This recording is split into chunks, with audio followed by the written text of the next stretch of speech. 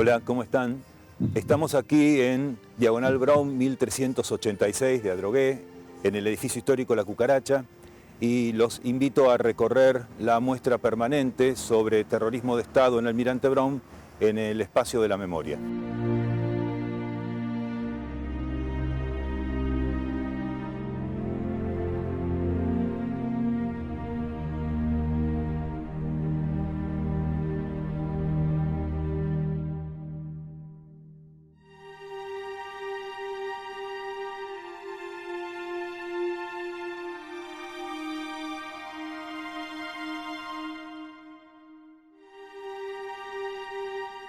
Comenzamos con el golpe de Estado de 1955, el fallido intento del 16 de junio, con un bombardeo a Plaza de Mayo. Vemos las imágenes que dejó centenares de muertos y heridos.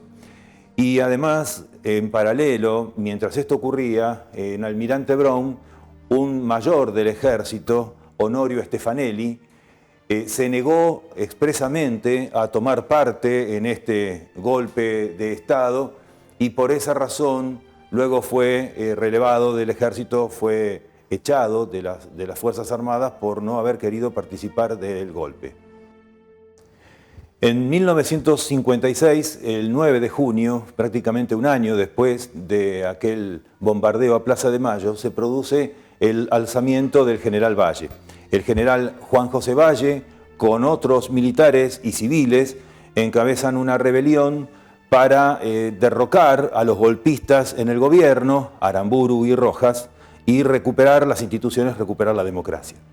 En ese intento que falló, que fue sofocado por las Fuerzas Armadas, participaron dos civiles, dos militantes de aquí de Almirante Brown, de Adrogué, que son los hermanos Norberto y Clemente Ross. Ambos fueron capturados y fusilados en la madrugada del día 10 en la regional de Lanús con otros 4 compañeros. La obra de Rodolfo Walsh, Operación Masacre, refleja aquellos hechos del alzamiento de General Valle en el año 56, en el mes de junio, que costó la vida de 29 personas fusiladas por el gobierno de facto, entre ellos los hermanos Ross de Almirante Brown.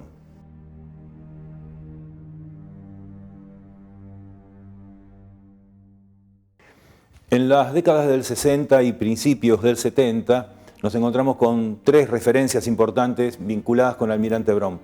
La primera es que en 1967 fue comisario en la comisaría primera de Adrogué el genocida Miguel Osvaldo Echecolatz. Antes había sido jefe de calle en Claypole. Aquí tenemos las fotos del diario La Opinión que muestran a Echecolatz en funciones como comisario, lo tenemos aquí, y a Echecolatz ya en los juicios por crímenes de lesa humanidad en los últimos años. Además, hay un antecedente del año 72 de un centro clandestino que funcionó en Loma Verde, lo que actualmente es Malvinas Argentinas, conocido como la Casa de las Torturas. En el gobierno de Lanuse, 2 trabajadores de la fábrica Peugeot de Berazategui, Eladio Ferreira y Juan Lachowski, fueron secuestrados en esa propiedad, que era de un policía bonaerense, y allí sufrieron diversas torturas por espacio de varios días. Rescatados en algún momento finalmente, Juan Lachowski a los pocos días falleció por las torturas recibidas. Aquí lo tenemos a Juan, trabajador de la Peugeot. Y dentro del año ya 75, prácticamente un año antes del golpe en marzo, del 21 de marzo, la AAA lleva adelante en Almirante Brown lo que es el hecho más terrible de nuestra historia, conocido como la masacre de Pasco. 7 militantes de Lomas de Zamora fueron secuestrados en aquella noche, más una vecina, mujer, compañera de un militante de Brown, y los 8 fueron ejecutados. Se conoce como la masacre de Pasco y aquí vemos las fotografías de algunas imágenes que circularon en la época en los diarios locales.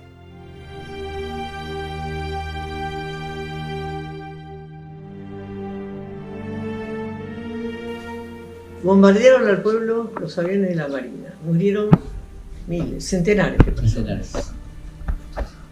¿Hubo una marcha? No. ¿Hubo carteles? No. ¿Las familias hicieron algo? No. ¿Qué hizo la sociedad? Nada. Y yo estaba con Laura en mis brazos, en el año 55. Entonces yo, el mea culpa que me hago y que sirva, es si yo, en vez de estar en contra, hubiera estado a favor, y los demás despiertos para la resistencia hubiéramos salido, como salimos en el 76, entonces no hubiera habido un 76 y los 30.000 estarían vivos. Se produce el golpe del 24 de marzo de 1976 y tenemos aquí al intendente que fue derrocado en aquel día, Julio Busteros, y vamos a ir conociendo dentro de esta etapa ya de la dictadura cívico-militar diversos paneles temáticos.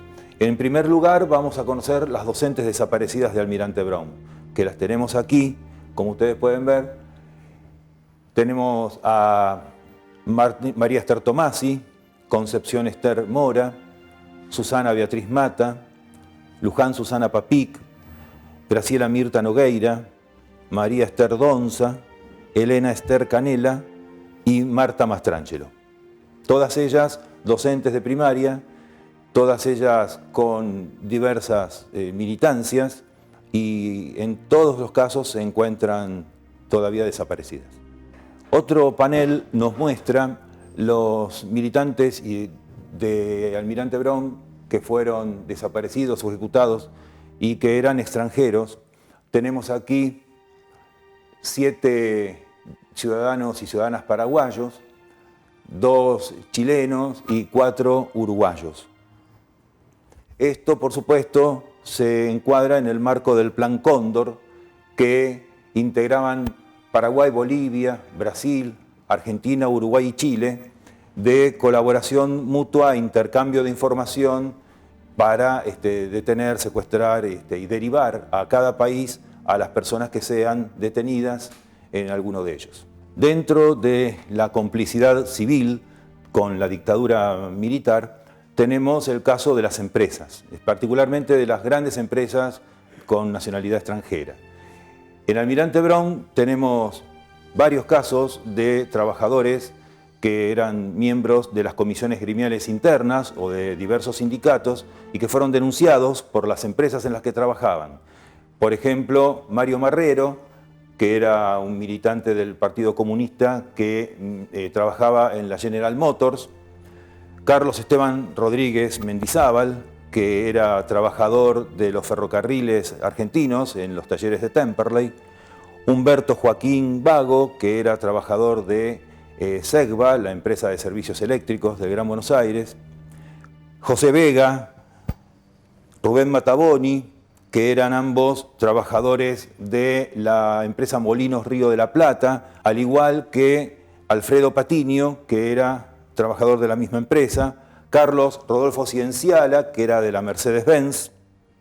Aquí podemos conocer el panel de los estudiantes y las estudiantes de aquellos años, todos militantes en el Almirante Brown, vinculados a su militancia en el Almirante Brown. Tenemos a Judith Goldberg, que era egresada del Nacional de Adrogué y estudiaba Derecho en la Universidad de La Plata, a Sergio Natalio Jovovich, que era estudiante de Ciencias Económicas en La Plata también, Roberto Julio Coria, que era estudiante de la UBA, de Sociología, Rosa Estrella Mastrangelo, desaparecida en Capital Federal, que era estudiante de Filosofía y Letras, Juan Alejandro Barri, que estudiaba Derecho en la UBA, Ricardo Lois, en la UBA, Arquitectura, Marta Veiga Domínguez, que era estudiante de La Plata, no sabemos de qué carrera. Aquí tenemos lo que nosotros llamamos el mapa de la memoria, es un plano de Almirante Brown donde están registrados todos los militantes que fueron ya sea ejecutados o desaparecidos, y se señala en cada caso la situación. Los que vemos con números en color verde son las personas que fueron desaparecidas, que sufrieron desaparición forzada, y los que vemos en color rojo son las personas que sufrieron ejecución sumaria. Están marcados con anaranjado los centros clandestinos, que son las comisarías de Adrogué, Bursaco Claypole y Calzada, y aquí podemos ver las referencias en el mapa. Y tenemos además las fotografías de las comisarías que recién mencionaba, además también la de Longchamps, que están todas señalizadas en la actualidad con una placa que dice que fueron un centro clandestino durante la dictadura cívico-militar. Un tema muy particular dentro de lo que es el terrorismo de Estado en Almirante Brown es el cementerio municipal de Rafael Calzada. Aquí nosotros vemos en esta fotografía al primer intendente de la etapa de democracia, que aparece en la foto desde el 83 al 87, Félix Flores. Este hombre, a los 10 días de gobierno, el 20 de diciembre del 83, radica una denuncia penal en los tribunales de Lomas de Zamora por una información que tenía de trabajadores municipales que cumplían funciones de sepultureros y también de serenos y que habían presenciado inhumaciones clandestinas. Allí interviene el juez de Lomas de Zamora, Piaggio, y ordena inmediatamente el día 21 de diciembre una exhumación. Nosotros ahí en una de las fotografías vemos un cartelito que indica el lugar exacto, la zona quinta, sección cuarta, tablón 41 del cementerio, donde se hicieron aquellas exhumaciones el 21 de diciembre por orden del juez Piaggio. Aquí tenemos diarios de la época, Diario Popular, Diario La Prensa, que muestran imágenes de ese mismo momento en el que se realizaba esta exhumación y una vista más panorámica de la zona quinta, también en este lugar. Esta que mencionamos fue la primera exhumación, luego inmediatamente en el 84 hubo una segunda exhumación y de ambas los restos recuperados arrojaron resultado en 13 casos hasta la fecha de identificación. Hay además de estos 13 compañeros y compañeras identificados, 11 que en Almirante Brown fueron identificados, originada su exhumación en otros cementerios. Y también en el cementerio de Rafael Calzada quedan restos pendientes de identificación. Este panel nos muestra las fotografías de las desaparecidas y desaparecidos de Almirante Brown. Como ustedes pueden ver, son fotografías algunas procedentes de sus DNI. Hay fotografías bastante difíciles de mirar, son no muy nítidas. Y también nos encontramos en diversos casos, tanto con varones como mujeres, que tenemos siluetas porque no hemos hallado todavía fotografía de ellos. Seguimos en proceso de búsqueda con familiares, con compañeros y compañeras que puedan tener fotografías para aportar y completar el panel. En el momento, contabilizados y absolutamente confirmados, hay 149 víctimas de terrorismo de Estado en Almirante Brown.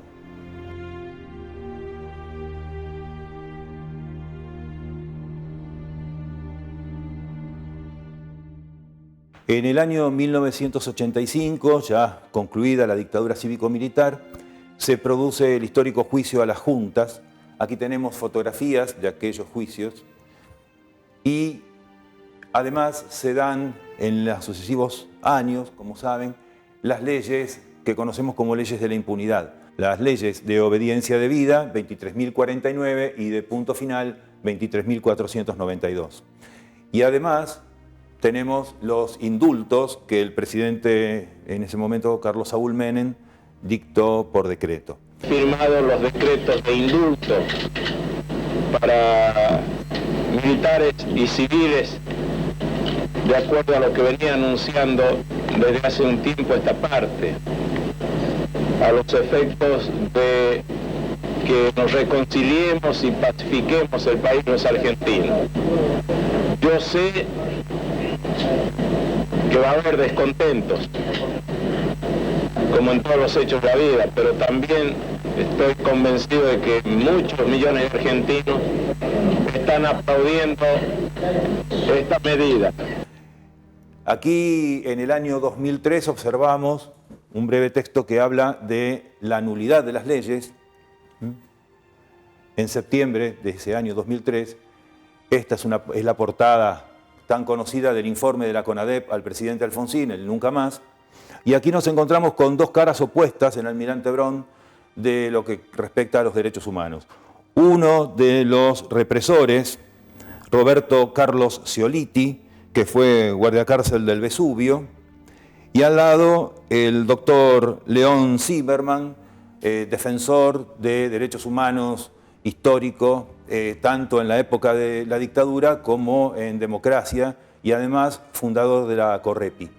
Todos los temas que recorrimos y que contiene la muestra permanente están plasmados en la línea de tiempo que observamos, partiendo del golpe de Estado de 1955, que instala en el poder a Aramburu, Lonardi y Rojas, las democracias condicionadas siguientes, que fueron de Arturo Frondizi y de Arturo Illia, entre los años 58 y 66. Ahí recordamos la importancia del Plan Conintes, que tuvo tantos detenidos y presos políticos en el gobierno de Frondizi. Luego, nuevamente, las dictaduras de Onganía, Levingston y Lanusse, que se extendieron del 66 al 73.